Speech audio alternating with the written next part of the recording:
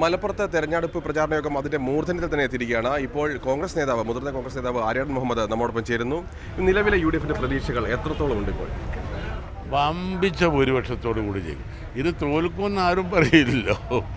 ഇപ്പം ഞങ്ങളെ മത്സരം നടക്കുന്നത് ഭൂരിപക്ഷം വർദ്ധിക്കാനുള്ള മത്സരമാണ്. അതിൽ ഭൂരിപക്ഷം വർദ്ധിക്കും, ഒരു സംശയങ്ങൾക്ക് വേണ്ട. ആരും പ്രതീക്ഷിക്കാത്തൊരു ഭൂരിപക്ഷത്തിന് മിസ്റ്റർ കുഞ്ഞാലിക്കുട്ടി ഇവിടുന്ന് ജയിച്ചു പോകും പാർലമെന്റിലേക്ക്. ഈ മുമ്പെങ്കിലും കാണാത്ത വിധത്തിൽ കോൺഗ്രസിന്റെ നേതാക്കൾ, അത് ഗ്രൂപ്പാണ്, എല്ലാ ഗ്രൂപ്പുകാരും ഇവിടെ സജീവമായി പ്രവർത്തിക്കുന്നുണ്ട്. ഇതിൻ്റെ ഒരു കാരണം എന്താണ്? ഇതിനൊരു അഖിലേന്ത്യാ പ്രാധാന്യം ഞങ്ങൾ കൽപ്പിക്കുന്നുണ്ട്.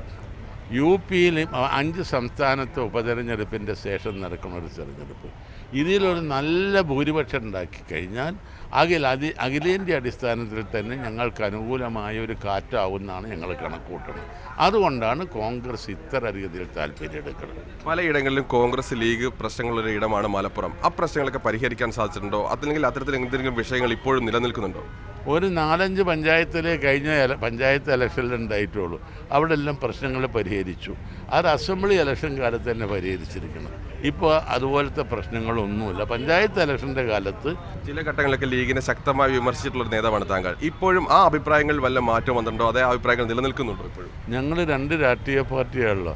അവർക്ക് ചില അഭിപ്രായം ഞങ്ങളെ സംബന്ധിച്ചിട്ടുണ്ട്, ഞങ്ങൾക്ക് ചില അഭിപ്രായം അവരെ സംബന്ധിച്ചിട്ടുണ്ട്. രണ്ടും എല്ലാ കാര്യത്തിലും ഒരു അഭിപ്രായമാവില്ലല്ലോ. ഞങ്ങൾ തമ്മിലൊരു തെരഞ്ഞെടുപ്പ് വിജ്ഞാപനമുണ്ട്.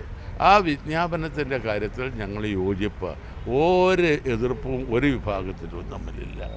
BJP ആരോപിക്കുന്നത് ദുർബലനായ സ്ഥാനാർത്ഥിയെ നിർത്തി ഇടതുപക്ഷം UDFനെ സഹായിക്കുകയാണെന്നുണ്ട്. അത്തരത്തിലുള്ള ആരോപണങ്ങൾ ശ്രദ്ധയിൽപ്പെടുന്നുണ്ടോ?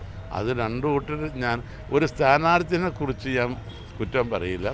പക്ഷെ കുഞ്ഞാലിക്കുട്ടിയായിട്ട് താരതമ്യപ്പെടുത്തുമ്പോൾ ഈ 2 സ്ഥാനാർത്ഥിയും എത്രത്തോളം ഉണ്ട് എന്നുള്ളത് ജനത്തിന് എല്ലാവർക്കും അറിയാം. കുഞ്ഞാലിക്കുട്ടിനെ അറിയാത്ത ഒരാളുമില്ല. വളരെ കാലം MLA, വളരെ പ്രാവശ്യം മന്ത്രി, അതിലെല്ലാം ശോഭിച്ച ഒരാളല്ലേ കുഞ്ഞാലിക്കുട്ടി.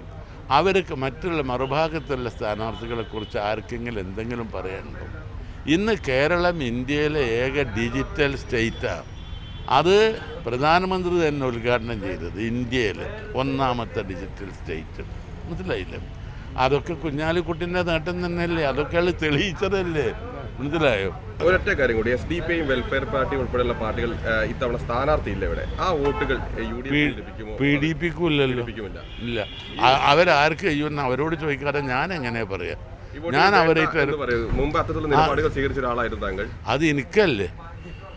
ഇത് കുഞ്ഞാലിക്കുട്ടിയെ പിന്നെ അതുപോലെ BJPക്കാരും അറിയണം അവർക്ക് വേണ്ടാന്ന്, മറ്റൊരു അവർക്ക് വേണ്ടാന്ന്. ചിലരെ എല്ലാവരും വോട്ട്. ഇപ്പം ഞങ്ങളിപ്പോൾ ശ്രമിക്കണം എന്താ അറിയോ? ഞങ്ങൾ മാർക്സിസ്റ്റുകാരെ വോട്ട് കിട്ടാനാണ് ശ്രമിക്കണം. മനസ്സിലായോ? ഒരു കാര്യം, BJPയുടെ സ്ഥാനാർത്ഥി പറഞ്ഞത് ഈ ബീഫ് ഇവിടെ വളരെ സുലഭമായി ലഭ്യമാക്കാനുള്ള ഒരു ശ്രമം നടത്തുമെന്നാണ്. ഈ ഒരു പരാമർശം താങ്കൾ എങ്ങനെയാണ് കാണുന്നത്? ഈ BJPനെ സംബന്ധിച്ചിടത്തോളം അവർക്ക് ഒരാദർശമല്ല, യാതൊരു നയമല്ല. ഈ ബീഫ് നിരോധിക്കണം എന്നുള്ള ഉറച്ച അഭിപ്രായമാണ് അവരെ സെൻട്രൽ കമ്മിറ്റിക്കുള്ളത്. അവരത് പല പ്രാവശ്യം പറഞ്ഞതാണ്. അവസരവാദപരമായ പല വാദങ്ങളും BJPക്കാർ പറയും. വോട്ട് കിട്ടാൻ ഏത് വാദവും കൊണ്ടുവരും. അതിൻ്റെ ഒരു ഭാഗം മാത്രമാണത്. വളരെയധികം നന്ദി ഇത്രയും നേരം ഞങ്ങളോട് സഹകരിച്ചതിന്.